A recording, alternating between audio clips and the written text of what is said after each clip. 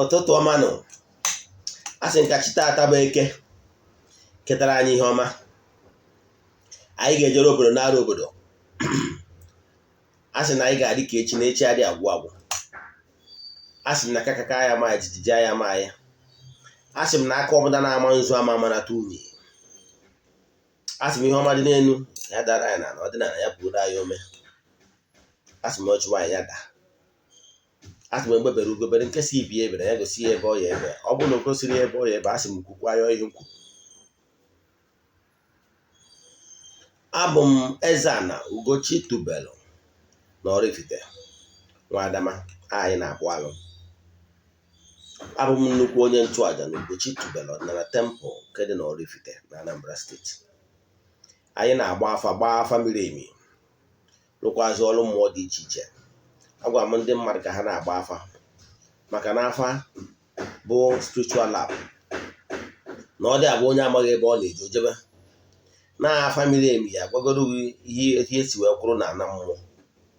Maka na agwara m kwuo si na before ihe ọbụla eme na this gross material world, it must have taken on form in the spiritual realm, the ethereal. Ịghọtara ya? Anyị na-aga ọfụ agụgụ m ọfụ na temple n'isi ụtụtụ a, n'isi ndị enyi m niile dị niile na-eburu mmụọ anyị ji alụ ọrụ anọ na temple, dị niile anyị lụrụ ọrụ mmụọ dị iche iche. Agụgụkwa m ọfọ maka ndị niile na-aga ọfọ 21 days kwuru ka a na-agọ chebe ihu na east wee yọọ ọkụ iketa oke na aja na ọfọ niile anyị gọrọ n'Ugochi tubelu na temple anyị na-agụ ya kwa ụbọchị kwa ụbọchị. Na-agụkwazi ọfọ maka ndị na-abụ ha na-enecha onyonyo vidiyo ha atụsara ya ndị ọzọ, maka na nke ihe ọma mere ofu onye ama ezu ise. Abụkwa m onye mgbasa ozi ọdịnala Igbo. My mission is to help people live better life. Abụ m dibịa. Ihe ndị maka ịbịa n'ụbọchị taa ka nkọwara onye Igbo ihe ị kwesịrị ịma, maka na adị oke ibe na ọ na-agụ akwa na-agụkwa na-ekwukwasị na ọ bụrụ na mmadụ amaghị ebe mmiri si bido maba ya, na ọ ya ama ebe ọ ga-esi wee kwụsị. Wee na-agwa ndị mmadụ sị ụnụ natawa n'ọdịnala na ọdịnala bụ ụzọ ndụ. If we Africans will solve our problem, we must use African method to solve our problem. Chi ndị ụka ọbịa na usoro ndị ụka ọbịa can never solve African problem, because African problem need African solution. So ọ bụrụ na iso na ndị na-ejegharị crusade dị iche iche,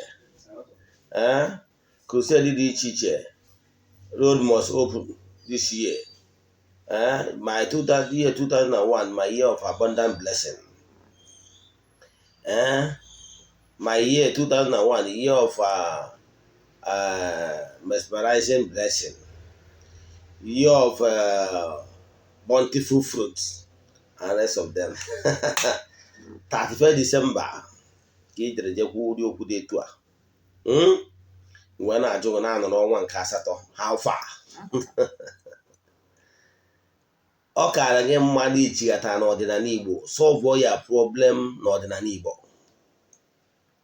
Akwụkwọ ụka ndị ụka ọbịa kwuo sị na agba ochie, Chukwu okike sị na ya ga-eji ajọ omume nke ndị bụ nna nneta ụmụ ha nke anọ. Ịghọtara ya?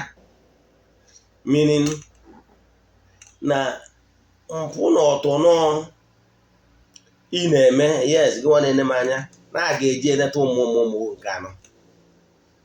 Ịghọtara ya? Ọnya batalụ na ọ bụrụ mgbe gboo a na-ajụ ese. Ọ gwụrụ nwoke chọrọ ịnụ nwaanyị, ọ ga-ajụ ese. Nwaanyị chọrọ ịnụ di, ọ ga-ajụ ese. Mana ka ụwa anọ na kịta adị ajụzi ese. Ndị mmadụ achọrọ ọkụzi ịma ama onye na ha na-emekọ ihe onye nwere ọtọnọ, maka na ọtọnọ na-efe efe.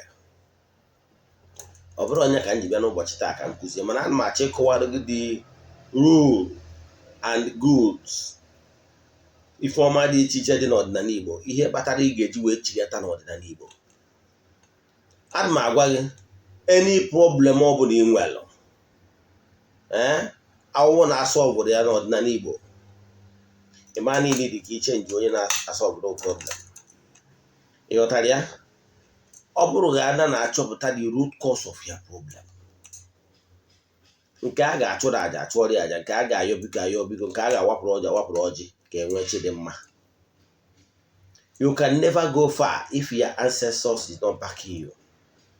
Onye ọbụla na-asị gị kpọọ ya ancestors demons bụ an evil person ma ọ bụ na onye anwa enwere in-depth understanding of how things works. Now ihe nchọrọ ịkọwa tata n'isiokwu taa bụ ihe ị kwesịrị ịma ime ana. Tata bụ August 2nd 2021 ọ taa ka obodo mba Oraifite na-eme mmemme festival called Ime Ana. Ịghọtara ya? N'ọdịnala Igbo enwere mmemme dị iche iche obodo dị iche iche na-eme n'oge dị iche iche, oge eji akpọku mmụọ dị n'ala. Anyị mesịa nke oru n'Ọgọst 25th n'obodo mba Oraifite asị na asara adalụ bọsị mma akwụ ọkụ gbasara asara akọwara gị ihe asara mean. Asara mean na onye ọbụla nwụrụ na mgbe a na-agba asara dalụ adị agba egbe. Ihe enwe ike inye onye ama na-eme agba egbe ụtara ya. Gbasị mma akụwa mmewepụta otu ụbọchị kụwara gbasara asara maka na obodo gị nwa ego ya gị yes gị nwa na-ene m anya na agbakwu asara mana ọ na-emarọ maka ndị ụka abịago rie ya erie. Nke a ga ọ bụrụ na agbasịa asala eme ihe a na-akpọ afịọlụ festival. Ama ndị nwere ike ịnụgo afịọlụ bifo ọgwụgwọ na-edubara asara ịnụgo afịọlụ. A na-azụ afịa afịa ọlụ alụrụ ọlụ ugbo alụrụ. Ọ bụrụ na emesịa mmemme afịa ọlụ ọ na-abụ nnukwu mmemme n'ala Edo. Emesịa afịa ọlụ ihe ọzọ na-esi ewu iri ji na-awụ n'obodo mba Oraifite villages ọnụkụ anọ dị n'Oraifite ya na-eri ji one after the other. Ndị ọnụkụ like villages richaa ji the whole town asị hụ erikwazie ji. Ịghọtara ya? Ọ mgbe ahụ ka ndị echichi na ndị nze na ọzọ na igwe na-eme mmemme iri ji ọfụ nke obodo ọbụla ma obodo gị. Yes, mana ka ụbọchị na-abịa ga ndị ewetara gị nkụzi ihe gbasara ihe ndị a mgbe iri ji ọfụ ma ihe niile kpatara ndị Igbo ji eri ji ọfụ. Oge mma na-akụwachara ihe niile na one after the other. Mana ihe ndị maka ịbịa tata bụ Ime Ana. Onye ahụ mmemme Oraifite na-eme tata bụ August 2nd. Gịnị bụ ana? Maka na ọ bụrụ na ịghọtara ana ị ma aghọta ihe Ime Ana pụtara. Let me explain. Gịnị Mother Earth ana? Kedu ihe kpatara o ji eji akwanyere ana ugwu? Kedu ihe kpatara ana ji wee bụrụ karịsịa? Kedu ihe kpatara eji asị na-ekwu okwu si na ana bụ isi mmụọ? This land you are marching, ndị Igbo na-atụ ilu si na ana na-egbu mmadụ. Ụfọdụ ndị na-ekwu okwu asị mmadụ let the Mother Earth ka na George ya gị. Kedu kpatara ụdị ewu na-ekwucha okwu gọcha ọfọ eti ọfọ na ana? Ana bụ isi mmụọ. Ana bụ nyanwa bụ the mother. A ga-eji asị Mother Earth. Ọ nyanwa bụ ana maka na ana bụ nne. Onye agbata n'ala Igbo mgbe ọ nwere ịchọrọ igburu ana anụ ihe ga-egburu ebu nnekwu. And egbuo nnekwu gbuo ana nnekwu nwaanyị anaghị eri ya ghọtara ya ọkụkọ egburu ana nwaanyị anaghị eri ya maka na ana bụ isi mmụọ ghọtara ya ọ bụ on a very good day ọkụkọ egburu ana nwaanyị ọbụla sị na ya bụ nwaanyị ọbụla nwaanyị jee rie ọkụkọ agọdoro ana nsọ ya aka ọtụọ maka na ọ wụrụ ọfọ so na ana bụ ana na house all the elements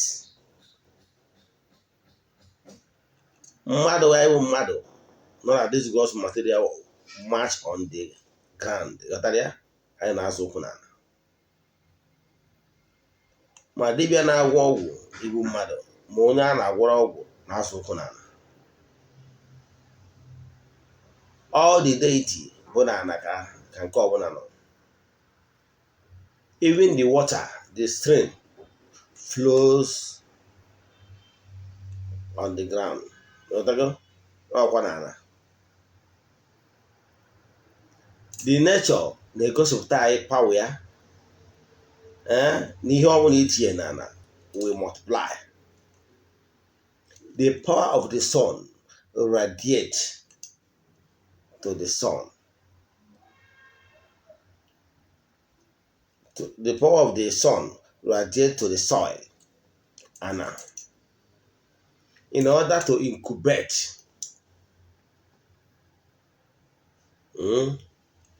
the living ka ha wee mịa mkpụrụ the sun energize the earth the soil ana ka o wee mịa mkpụrụ like incubating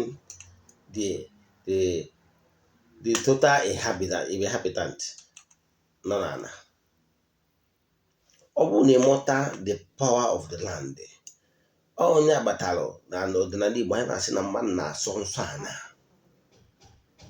you must respect the earth you must respect the soil ihe respect ana sọpụrụ ana maka na ihe a na-asị na dibịa na-agwọ otoro ike ya dọrọ n'elu ọ na ana ka ọ na-azụ ụkwụ ịghọtara ya Mother Earth George ana na George mmadụ maka ihe imekwana nsọ ana imebikwana nsọ ihe ndị nna nna ha hụkọrịtara wee gwa ana na ha ama emerụ ya na ha ga-asọrọ ya nke a sọrọ ya nke a sọrọ ya ana nwere nsọ ọnya ka eji akpọ ya nsọ ana n'ụbọchị taa bụ ụbọchị ọtụtụ ugboro ga-ewere nnekwu ọkụkọ wee dewe n'ebe ha dọrọ ana ngwuru ọ bụrụ na ha ruo n'ebe ha dọrọ ana ngwuru ha ewere ọkụkọ nnekwu were ọjị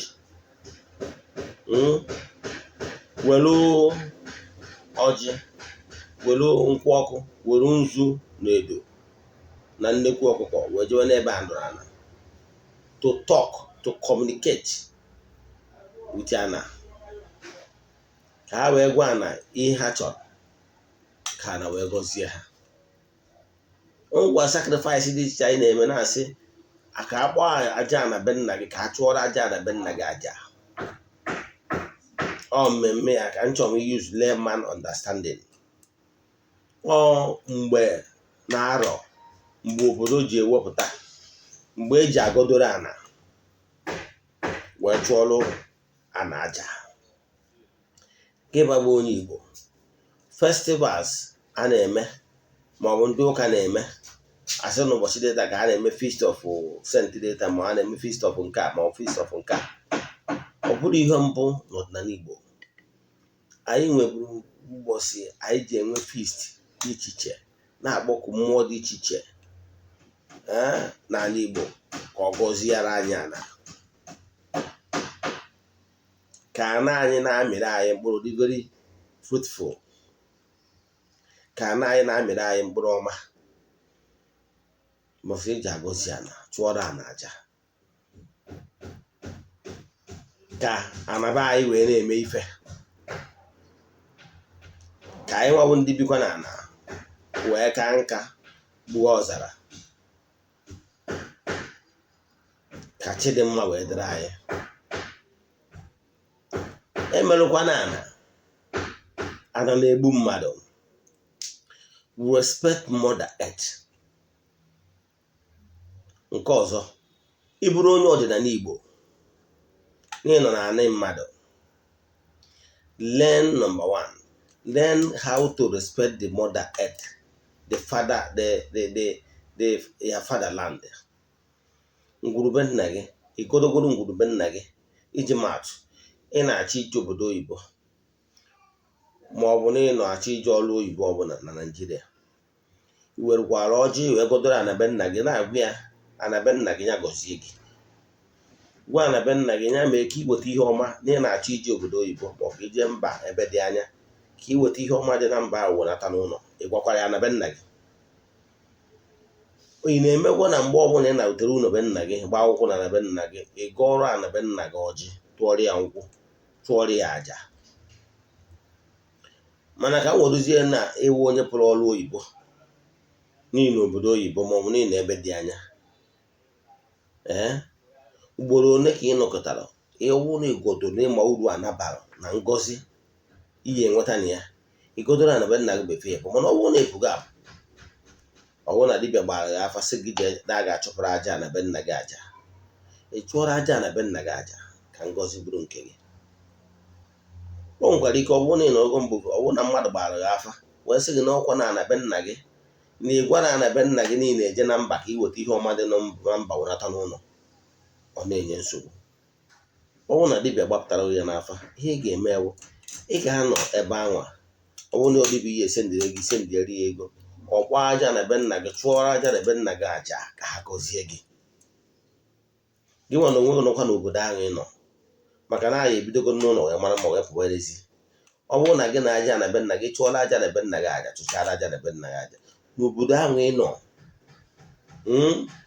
ịkpọkuo ụmụ mmụọ niile, entities of powers na aja na obodo ahụ ị nọ, si ha biko ha gosikwa gị, ha mee ka ị nweta ihe ọma dị na anabe ha wenata n'ụlọ. Ọ na ịmara na onwe entities of powers na-govern each city and each town, ịmara mmadụ ewu novice ajọka okere ịmara na ị ga-emeta ha na obodo ị nọ na ya mma wee yọọ ya ka o meghere ụzọ akụnụba dị n'obodo ahụ ka ị weta ihe ọma dị n'obodo ahụ wee wenata n'ụlọ. Ịmara ọ bụkwa nna ị gwara nna aja anabe nna gị nekwa obodo ị na-eje, ndị aja anabe nna gị aghọọ linksman, alinkịa gị with the entities of powers na aja ana dị n'obodo ị na-eje, si ya biko na onye nke m na-abịakwa n'obodo gị ka ọ bịa weta ihe ọma dị na ya, biko meghekwara ụzọ akụnụba, ọ bịazie ana obodo ị bịara anabata gị. Ịma ọnụ nwere ndị na-abịa n'obodo ịnọgo obodo Igbo 5, 10 years, 15 years nwe ihe nụchapụtara, mana o nwere ndị na-abịanụ 3, 4, 5 years eburu ike mmadụ 20 wee na ịghọtara, bikos na onye a kwadoro akwado godoro aja na be nna ya ma ọ nwe onye na-achụrụ ya aja na be nna ya aja then because na onye chụọrọ aja na be nna gị aja, ọ bụrụ na ị chụrụ aja na be nna gị aja na be nna gị wee gọzie gị, mgbe ahụ ka ị ga-enwezi ikikere zuru oke ịkpọkụzi aja n'obodo ị nọ na ya wee yozie aja n'obodo a biko ya gọzie gị, maka ihe na iburugo ụzọ chụọrọ aja na be nna gị aja na be nna gị wee kwutoro gị wee si yes wee ntikwuzi ọnụ wee si aja n'obodo ahụ ị nọ biko ha gọzie n'ọkwa nwa m ka o weta ihe ọma dị n'obodo a wenatara ụlọ, ka obodo ị bịara na ya wee nabata gị, ka aja n'obodo ị nọ na ya wee meghere gị akụnụba dị na mba, ka ọ ya gwa ọbụna biznes ka ị na-eme, ihe ọbụla ị na-eme na-enweta ego ka fevọ na-eso gị, ka aja n'obodo ị nọ na ya na-agọzi gị. Elofukwara ị na-atụrụ aja n'obodo ị nọ na ya nkwụ, ha tụrụ ha nju na-atụrụ ha nkwụ ọkụ ka ha gọzie gị. Maka na ọ bụrụ na imeri ya na aja n'obodo ahụ a ewekọmụrụ gị bikos imere ihe ị kwesịrị ime, ị mara na ị kwesịrị ọnọ the entities of powers nọ na n'obodo a, onye ahụ na-enwere ike ndị ekebe ijide adị mmadụ 10 bụrụ gị ka anyị ejide. Mana aja na ebe obodo ị nọ gọzie gị, wepụrụ uke mmadụ, ịkwụrụ ka nwoke si akwụ, iweta ihe ọma dị n'obodo a wenata n'ụlọ.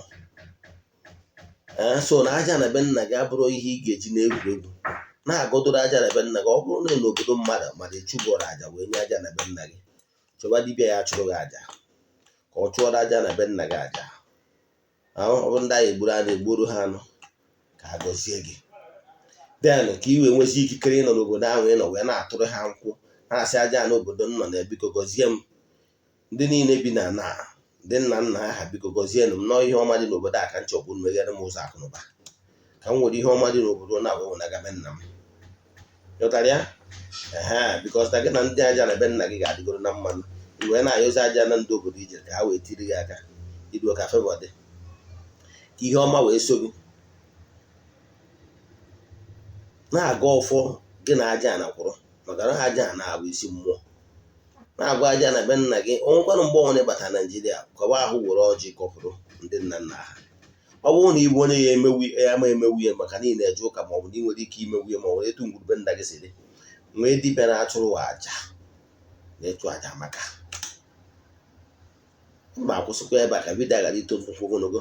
Ihe njikọ nwa tata bụ mmemme Ime Ana na anụ Oraifite, bọsị eji agọdoro ana, bọsị eji achụrụ aja, bọsị eji eme mmemme ana dị iche iche maka ngọzi. Onwe ajụjụ ị nwere n'ihe a nkọwara gbasara ana, uru ọ bara ụmụ mmadụ ịgọdoro ana, mmadụ ịchụrụ aja na be nna ya aja maọbụ aja na ikwu nne ya, sendịarụ meseji maọbụ ihe nkụziri gboo maọbụ ihe ọbụla na-agbagwoju gị anya n'ọdịnala Igbo. Agwara gị na my mission is to help people live better life. Sendịarụ meseji or drop one voice call na WhatsApp 0805 78 37 672. Eze-Ana Ugochi tubelu bụ afa m. Abụ m onye isi nchụaja bụrụ dibịa na Ugochi tubelu Odinana temple. My mission is to help people live better life. Daalụnụ.